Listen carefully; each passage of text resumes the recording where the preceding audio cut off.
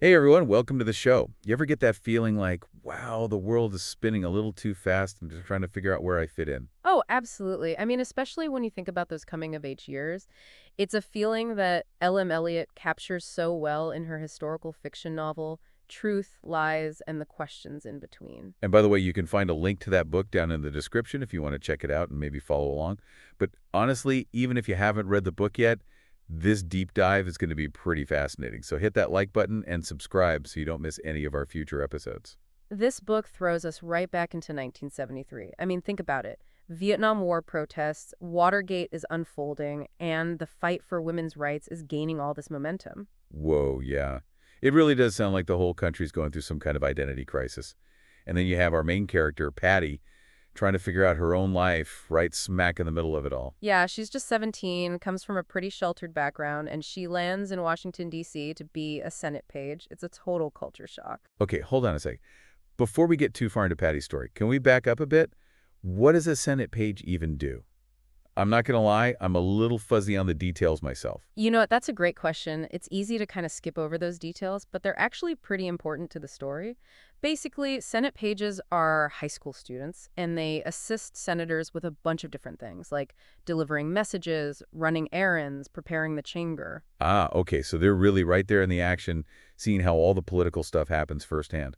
No wonder Patty's worldview gets a shakeup. Exactly. And don't forget, this is 1973. So you've got the Vietnam War still going on. The Watergate scandal is blowing up. These aren't just like abstract political things for Patty. They're happening right there, right outside her door. And then, on top of all that, she's trying to figure out where she fits in with this whole women's rights movement that's happening. And then you've got her godmother, Simone, who's this strong feminist, always challenging Patty's more traditional upbringing. Simone is such an interesting character. It represents that whole wave of women who were fighting for equal rights and just like demanding to be heard. And her relationship with Patty is a big part of the book. Yeah, it's like this back and forth between the old and the new. You've got the more conservative values that Patty was raised with, and then Simone's introducing her to all these new, more progressive ideas. Exactly. And it's not just Simone either. Patty meets all these other characters who make her question what she thinks. Like Will, he's another page, but he's really struggling with what his brothers went through in Vietnam. Will's story is really colorful. You really see the impact the war had on individuals and families, the emotional scars it left behind. It's so different from, the kind of cleaned up version of history you get in textbooks. Through Will, you get to see the real human costs of these big political decisions. And then there's Ib. He's a page too, but he's much more politically aware, cynical even. He's got this running commentary on everything that's happening around them, almost like a voice of skepticism pointing out all the hypocrisy. Right, and Abe is a good contrast to Patty, who starts out so naive. She still believes that politics is about, doing the right thing, but Abe's already jaded. He sees it all as just a game of power and manipulation. It makes you think maybe that cynicism is his way of coping, protecting himself from being disappointed when he sees how the world really works. That's a great point, and that's actually something Eliot explores throughout the book. How do we hold on to our ideals when we're constantly facing the messy realities of politics and human nature? And, that's a question we're still asking today, isn't it? Oh, absolutely. I mean, look around. Corruption, scandals, broken promises, it's everywhere. It's easy to become cynical and lose faith in the system. It is. But Patty's journey, it gives you some hope. I mean, she starts off so idealistic and then life just keeps knocking her down. But she doesn't give up. She keeps looking for the truth, even when it hurts. And she finds strength in some unexpected places, like in her friendships with Simone and Will, and just in becoming more aware of what's happening in the world around her. I'm curious, what about Patty's character really stood out to you? I think it was her resilience. She's thrown into this incredibly complicated and challenging situation, but she somehow finds her own way, her own voice. It really shows how people can grow and adapt, even when things are tough. It really does. And she's got all these strong women around her who are fighting for what they believe in, like Joe Ruckelshaus. She testified before the Senate about the Equal Rights Amendment. Yeah, and Bella Abzug, too. She was a huge voice in the feminist movement. These women were pioneers, and them being in the story adds another layer to Patty's journey. It's like Patty's seeing firsthand how women can create change, how they can challenge the way things have always been. And it's inspiring to watch her start to embrace that power herself. And remember, all of this is happening with the Watergate scandal going on in the background. It's like this slow motion train wreck that you just can't look away from. Oh, right. The break-in at the Democratic National Committee, the cover-ups, those intense hearings, it's all there, creating this feeling of tension and uncertainty. And it's not just something happening in the background. The scandal actually starts to affect Patty's personal life. It makes her question who she can trust, what loyalty means, and what the truth even is. It's like the entire country is trying to figure out what's real, what's fake, and who they can believe anymore. And that feeling like you've had the rug pulled out from under you, it's something I think a lot of people can relate to, even if they weren't around during Watergate. It makes you wonder how experiences like that, both personal and national, shape who we become. It really does, and that's something Elliot explores through Patty's relationships with the people in her life. Well, speaking of those relationships, why don't we take a closer look at some of the key people who really influenced Patty's growth and how she changes? Yeah, let's start with Simone. Their relationship is super important to the story, and it highlights the big generational differences of that time. Right. You got Simone, the outspoken feminist, and then Patty, who's still trying to figure out what she believes. But there's more to their relationship than just their different opinions. Simone sees something special in Patty, like a potential for growth and change. And she pushes Patty to think for herself, to question everything she's been taught. There's this great scene where Simone takes Patty to an art museum. They end up having this deep conversation about a Picasso painting. It's about way more than just art, though, right? Right, it's about seeing the world in a new way, breaking free from what everyone expects of you. That sounds like a turning point for Patty, like a moment where she realizes she has the power to choose how she sees things and who she wants to be. Exactly. And then there's her relationship with Will. He's dealing with so much trauma from Vietnam, and at first Patty wants to fix it, to make him feel better. Yeah, that's natural. It is, but Simone tells her to just listen, to be there for Will's pain without trying to solve it. That's such good advice, not just for Patty, but for anyone who's trying to support someone going through a hard time. Sometimes the best thing you can do is just be there for someone, offer empathy without judging or trying to fix everything. And that's something Patty learns to do, both with Will and with other people in her life. It shows how she's maturing, how she's learning to see beyond her own needs and connect with others in a deeper way. But it's not all easy for Patty. She's also got her boyfriend back home, Scott. Oh, yes, Scott. Seems like the perfect boyfriend at first, but as the story goes on, things get a little complicated. He's ambitious, he's a good talker, seems like he has it all figured out. But there's this controlling side to him that starts to show up. He's got all these expectations for Patty, for their future, and those expectations don't really fit with the person Patty's becoming. Like he's trying to make her fit into a mold, a role she doesn't feel comfortable with anymore. Exactly, and that's where the conflict comes in. Patty's starting to realize she needs to define her own path, even if it goes against what Scott wants for their relationship. It's a tough spot to be in. It really shows the pressure young women faced back then, like this expectation to follow the rules and do what society expects. And those pressures, they haven't completely gone away, have they? You still see women trying to balance what society expects of them with what they want for themselves, their own dreams. So true. That's one of the things that makes Patty's story so relatable, even though it's set in a different time. Her struggles with who she is, her relationships, figuring out where she belongs, those are universal things that people experience in every generation. And it's even more intense with all the social and political upheaval happening around her. Yeah, it's like she's navigating two different worlds, her personal world with her relationships, and then this bigger world of national events that are changing history. And both of those worlds are making her face some tough truths about herself, the people she loves, and the world she lives in. And those confrontations, those moments where she has to face reality, that's what leads to her growth and transformation. I can't wait to dig deeper into those moments, especially as the Watergate scandal gets more intense. Yeah, the stakes are getting higher, the tension's building, and Patty's about to face some choices that'll have a huge impact on her life. You know, as we go deeper into Patty's story, we can't forget that Watergate wasn't just like some political show on TV. It really felt like the whole country was holding its breath, like what's going to happen next. Yeah, it was a crazy time. People were starting to doubt everything they thought they knew about the government, their leaders, even like the whole idea of America. And that feeling of uncertainty, it starts to creep into Patty's personal life too, doesn't it? Oh, absolutely, especially when you think about her dad. Right. I mean, those phone calls he was always taking, those secret meetings in Washington, something was definitely up. Elliot drops these little clues, you know, like maybe Dr. Appleton's got more to do with Watergate than he's letting on. It's almost like Patty's running her own little investigation alongside the whole country, trying to figure out what Nixon did. Exactly. And the tension just keeps building until that moment when Patty overhears a conversation about Herbert Kalmbach.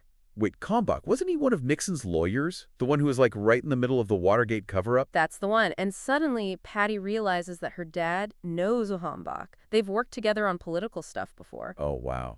That must have been a huge shock for her. It totally was. I mean, here's her dad, this guy who's always been like the symbol of stability and goodness in her life, and now he might be mixed up in this whole mess. It's like her whole world is shifting under her feet. Exactly. That scene where she runs to the bathroom, like physically sick from the realization, it's so powerful. You could totally feel that sense of betrayal and disillusionment. And just when you think things can't get any worse, she discovers she might be pregnant. Oh no, talk about bad timing. Right. It's 1973. Abortion is illegal in a lot of places. And Patty is freaking out. She's scared of what people will think, the judgment. But at least she has Simone there for her. Oh, thank goodness for Simone. She's always been this rock for Patty, and she steps up again. Helps her through this whole situation, gives her advice, and is just there for her emotionally. It's a good reminder that even when things are really tough, having a real friend can make all the difference. It really can. And it's interesting to see how this whole thing makes Patty really think about her own beliefs about abortion. Yeah, she's from a pretty conservative family, but being in Washington, seeing all these different perspectives, it's changed her thinking. It's like those tough times in life can push you to grow in ways you never expected. Totally. And while Patty's dealing with all of this, Watergate is still unfolding. Right.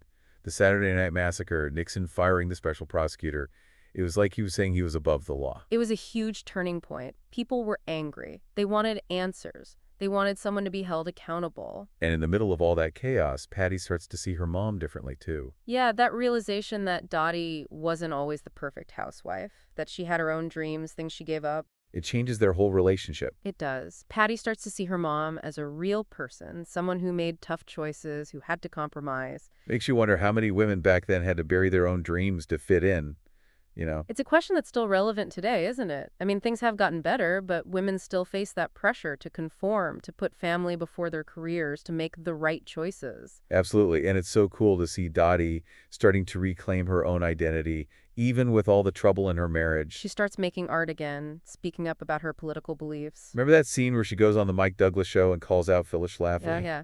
Dottie, who's always been so quiet and polite, she finally finds her voice and speaks truth to power. It's like, hey, it's never too late to figure out who you are and fight for what you believe in. And while Dottie's going through all of this, things are getting really bad for Nixon. The Supreme Court tells him he has to hand over the tapes, and then boom, the smoking gun. That missing 18 minutes of audio? It was like the final proof everyone was waiting for. Nixon was in on the cover-up. And that's what brings him down. The House starts talking about impeaching him, and it's pretty clear his presidency is over. But even with the whole country focused on that, Patty's got her own reckoning to deal with. She finally confronts her dad about Watergate. It's not a big yelling fight or anything. No, it's quiet but intense, full of disappointment and that feeling of like, how could you do this to me? Patty tells him he's sold out, that he put his political ambitions ahead of doing the right thing. And Dr. Appleton, trying to defend himself, he says something that really shows what he's thinking. He says everyone does it. Which is exactly the kind of thinking that led to Watergate in the first place. It's a reminder that even little compromises, when you start bending the rules, it can have huge consequences. And that realization, it's what ends up destroying Patty's parents' marriage. Dottie's done with it. She's been on this journey of figuring out who she is, what she believes in, and she can't be with someone who's so willing to compromise his values. She chooses what's right, even though it means losing her marriage. It's sad, but it's also inspiring. Like, she's showing Patty that you can stay true to yourself even when it hurts. And it sets a good example for Patty, who's got some tough decisions of her own to make. Like what to do about the pregnancy. Right, and back then that was a huge deal, especially with abortion being illegal in so many places. But Patty, she's grown so much over the course of the year, and she decides to have an abortion. A decision she makes with the support of Simone and Aunt Marjorie, which is great. And it reminds us that women's rights, especially when it comes to their bodies, were a huge issue back then, just like they are now. Absolutely. The book doesn't try to sugarcoat it. It shows how complicated and personal those decisions are. And while all of that's happening, Nixon's presidency is coming to an end. He resigns, totally disgraced. Could even face criminal charges. And everyone's like, finally, it's over. But the whole Watergate thing, it leaves its mark, you know.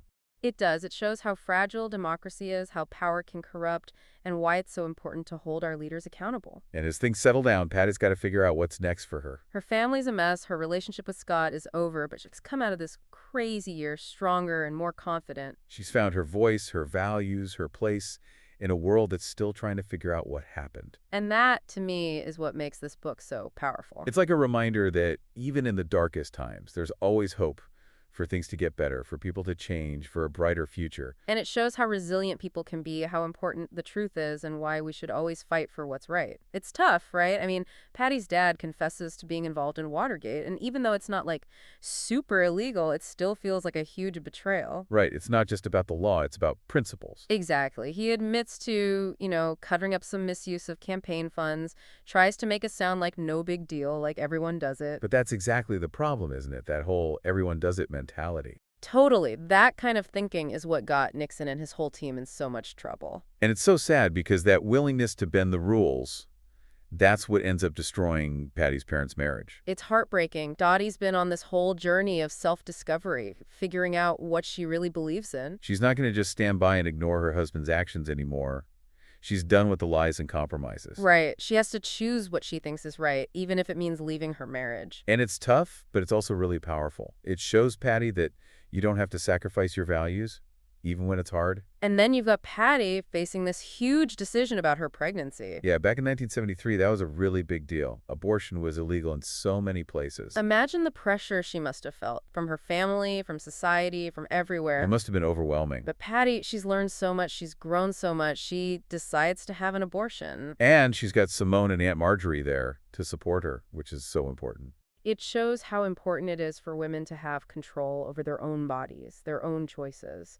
And it reminds us that this was a huge fight back then, just like it is now. And the book doesn't shy away from that, does it? It shows all the complicated feelings and choices involved. No, it doesn't. It shows how hard it was for women, the secrecy and shame that surrounded these decisions. And while Patty's going through all of this, the whole Watergate thing finally comes to an end. Nixon resigns. Totally disgraced. He could even face criminal charges. Everyone's relieved, right? Like, finally, it's over. Definitely. But Watergate, it left a mark on the country. It showed how fragile democracy is, how easily power can be abused, how important it is to hold our leaders accountable. And for Patty, well, things are pretty messy. Her family's broken, her relationship with Scott is over, but she's not the same girl who came to Washington. She's been through a lot. She's had to face some hard truths, make some tough choices. But she's come out of it stronger, more confident. She's found her own voice, her own values. Yeah, and she's found her place in a world that's still trying to figure things out. That's what makes this book so great. It's a reminder that even when things are really bad, there's always hope. Hope for things to get better, for people to change, for a better future. Exactly. It's about personal growth, standing up for what's right, and never giving up hope. So as we wrap up this deep dive into truth, lies, and the questions in between, we'd love to hear your thoughts. What part of Patty's story really resonated with you? What moments made you think or connect with your own experiences? Share your thoughts in the comments below, and if you enjoyed this deep dive, don't forget to like and subscribe to catch all our future episodes. Thanks for voting us. Keep questioning, keep learning, and keep searching for those stories that challenge and inspire us.